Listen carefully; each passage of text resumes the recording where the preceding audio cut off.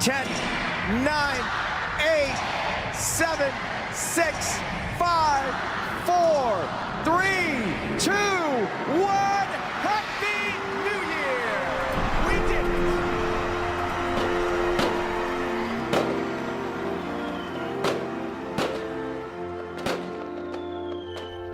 it! New Year's in Gotham. The clock struck midnight, and fireworks launched all over the city to ring in the new year. And while the city celebrated entering 2020, their most faithful guardians, Batman and Robin, were about to endure their last battle together as partners. Both of us knew this was inevitable. With college, with Barbara, with what little life I had of my own. With all of that, I had to be late the one time when I was really needed. It was easier when I was just a junior partner. Now there aren't enough hours in the day or the night. Both of us knew there would come a time when I wouldn't be there for backup. Or cut it too close, like the night in question. Clayface's latest mudflap. As my bat snowmobile cut its way through the thick snow towards Gotham City's water treatment plant, I launched myself in a vehicle through the window to see you and Clayface going toe-to-toe. The big bad Batman versus a mutated actor turned monster.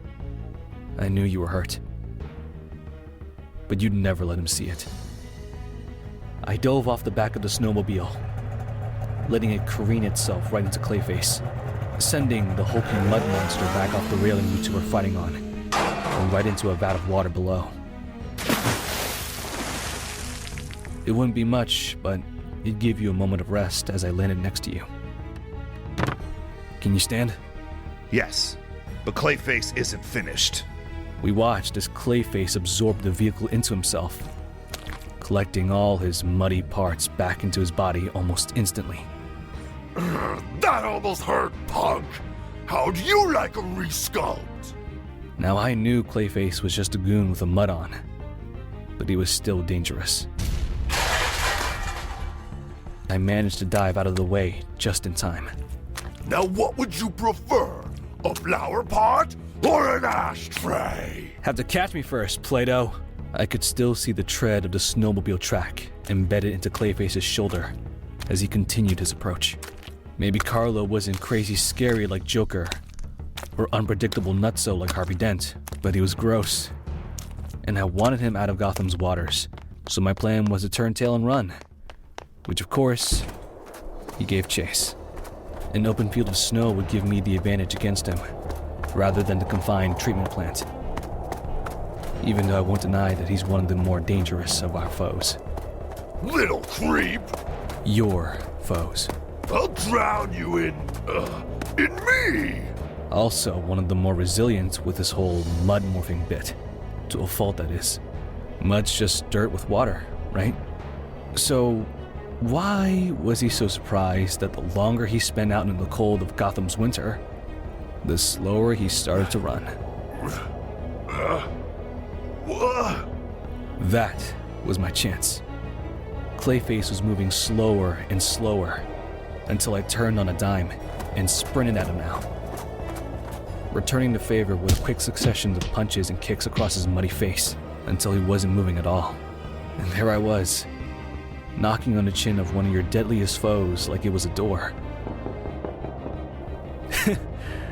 A classical. No time to wait for the silt and muck to settle out though. But lower the temperature enough, and you've got permafrost. For the record, I don't know why we never thought of this tactic. Not that it matters now, anyway. You seemed even grumpier than normal as you approached me from behind. The black, bat-shaped figure against the white snow. I know, I'm late. College business. I passed all my exams, by the way. I'm just trying to explain my side of it. Because we don't talk. Not really. Not ever. Save it. And when you turned to yell at me, I saw it. Wrapped in your cape like a swaddle. A baby. Just an infant. wrapped in the cold cape of a monster. Look, I don't know how many hundreds of people my business degree will rescue, but it's pretty important to me. I said save it. See, I'm unique in this family. A talker among writers. Alfred's got his journal. You've got your files. Babs keeps an account of everything. Well, I've only ever recorded a message like this once before the first time. But I figured this is the right way of telling you what went wrong between us from the beginning. That night at Haley's Circus. Ladies and gentlemen, are you ready for the most terrifying, the most death-defying, the most dazzling performance of high-flying acts your eyes will ever see? Coming back to their home of Gotham City, it's the amazing, it's the electric, it's the stunning Flying Graysons!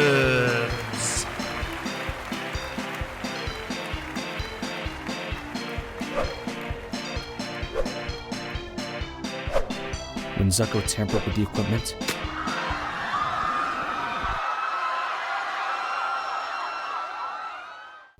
murdering my parents.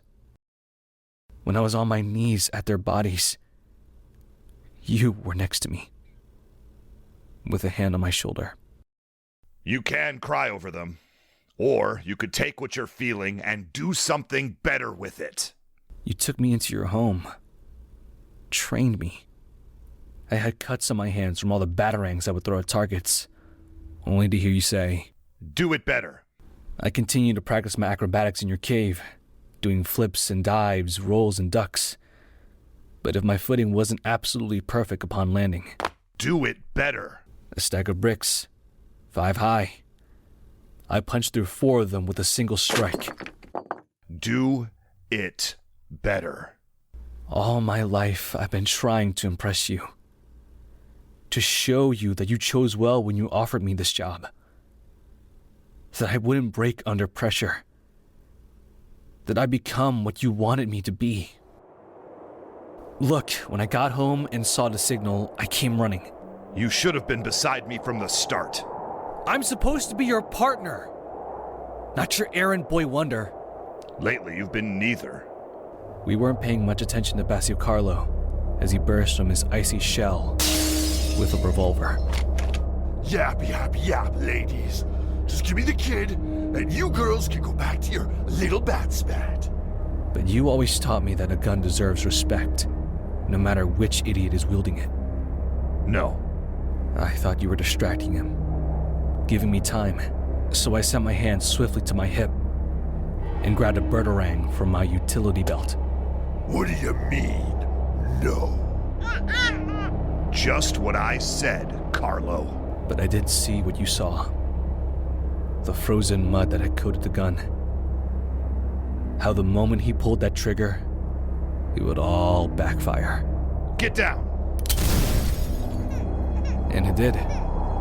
As the gunshot went off, the barrel of the revolver exploded in Clayface's hand, sending metal debris into both of our capes as we worked together to shield the child. Carlo had fallen backwards in the snow, and as our capes lowered, you had your arms extended. You were trying to hand the kid off to me. Take him. Nuh-uh, I'm on cleanup. We both knew that Carlo would make like a mudslide if he had the chance, and I had given you enough attitude to give him a head start. So there I was, running from one fight to finish another. Robin!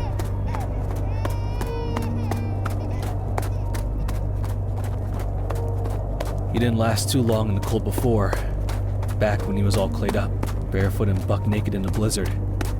He wasn't going to be much better.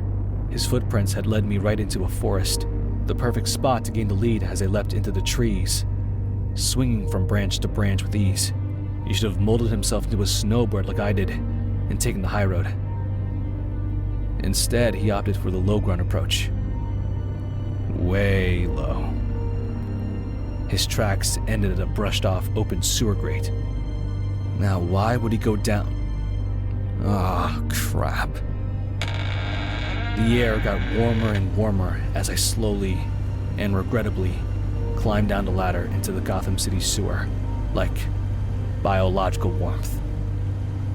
You know what I mean. I was just glad that I left the pixie boots behind for this one. As I trudged further into the sewage tunnel, I found Carlo rebuilding himself. Out of what? I didn't really want to think about it. I was more concerned about bringing him down hard before he got too big to stop. Babs and I were working on his new gadget, still awaiting official bat authorization, but I was betting would do the trick. Call it an electro-rang. Patent pending. Carlo was grounded in sludge, so when I threw it at him, he took the full jolt. But just in case his clay coating insulated him, I figured a lump kick would soften up the gooey Carlo feeling inside. Imagine my surprise when my kick completely decapitated the monster.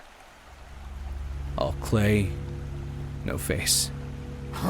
You stepped in it this time, bird brain. Up to your neck. He was behind me. It was a copy clay. The sludge I stood in hardened before a tidal wave of the stuff sent me right into Clayface's grasp. His huge, muddy hand wrapped around my throat and mouth. Your partner took the kid, right? Is he planning an exchange? I hate the blind rat, but I know he'd never hurt a child. I couldn't move. I couldn't breathe. This was it.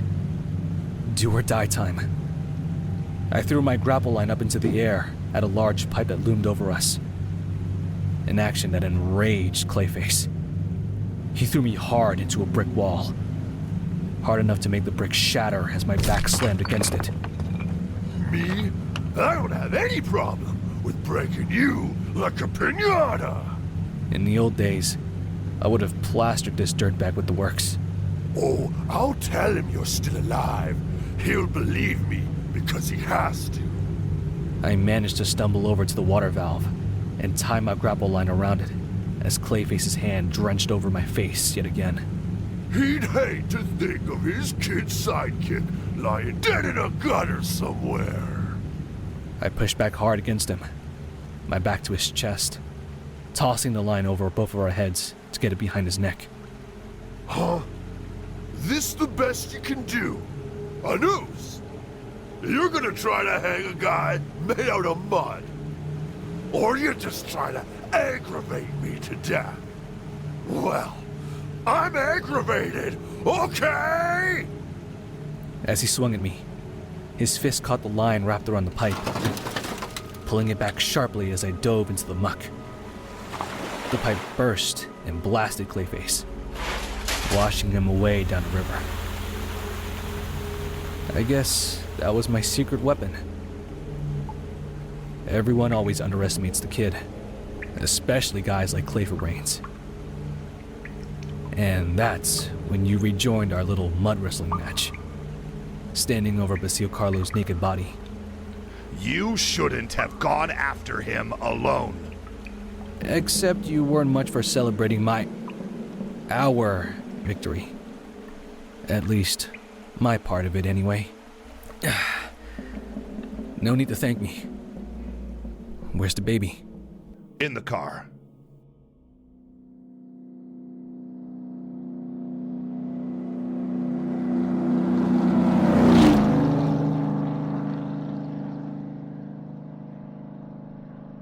The rest you summarized on the way to GCPD, where we dropped off Carlo and the baby.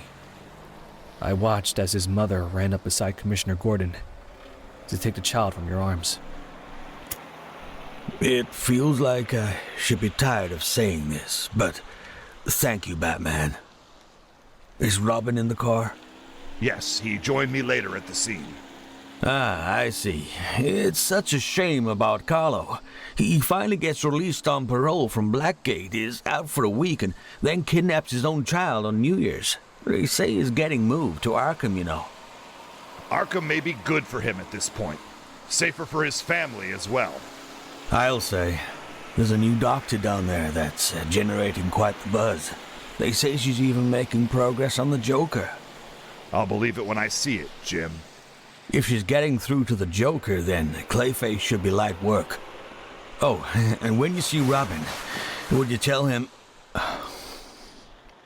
Thank you God, I hate it when he does that.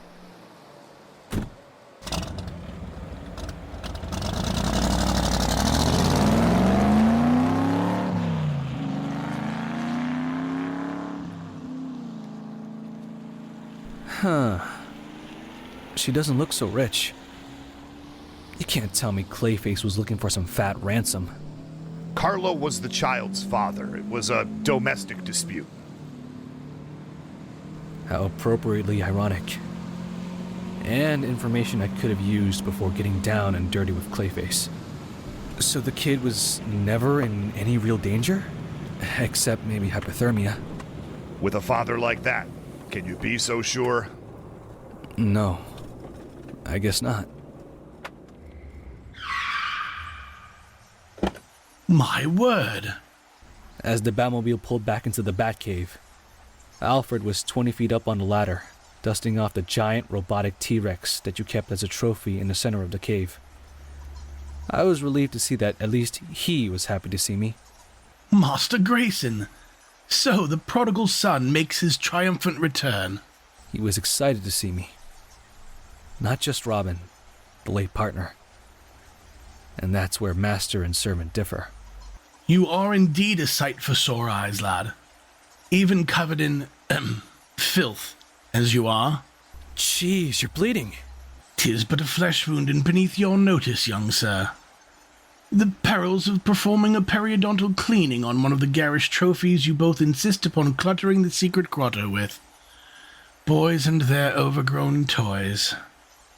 Alfred, we could both use something hot to take the chill off. Peanut butter and marshmallow cream on toast, Master Grayson? By the way, I've left you a bit of a surprise in the changing room. Robins do molt their feathers before becoming full-fledged adults, do they not? As Alfred dabbed away at the bleeding cut from his forehead and made his way upstairs, I couldn't help but think about how he always went out of his way to make sure I felt at home. That I belonged in this place. Above in the manor, or down in the secret grotto, where we wear masks and talk in code. Which explains why you got him out of the way. Alfred might have kept us from saying things we'd regret later. He always had faith that the dynamic duo could survive anything. Except maybe each other. While you were typing in the Batcave's lockdown sequence, I found that surprise Alfred was talking about. It was a new, nicely folded Robin costume. Bigger, more armored, and with pants. As I looked at it, I remembered the first time I put on the Robin costume as a child. Looks good, doesn't it? Long leggings would be more practical. Nah, bat wedgies and all that. Better to keep it light. Just remember the burden you carry when you wear it. And now here I stood, the exact same spot, holding a new and improved Robin costume. But as I'm about to try on the new uniform, you're suddenly behind me. Looks like I can finally retire the pixies and shorts, huh? We need to talk. Funny how that always meant you talking and me listening. Except this time. This time, there was yelling. I get it. You need me in Gotham more. This is a war, Dick. Robin is my second, my lieutenant. Anything less than total devotion to this cause is simply wasting my time. This time, Alfred wasn't there to referee the verbal jousting between Knight and Squire, even though we could both hear him trying to get back into the Batcave from behind the clock entrance. This time, it was just you, me, and the things you have to hear twice to know they're real. You're fired. What? Fine, I'll say it again. You're fired, Dick. Get out of my cave. This time, it was for good. I mean, permanent. One door closes and another opens. Masters, is everyone all right? I seem to be locked out of your clubhouse. Fine. If that's the way you want it. See you around.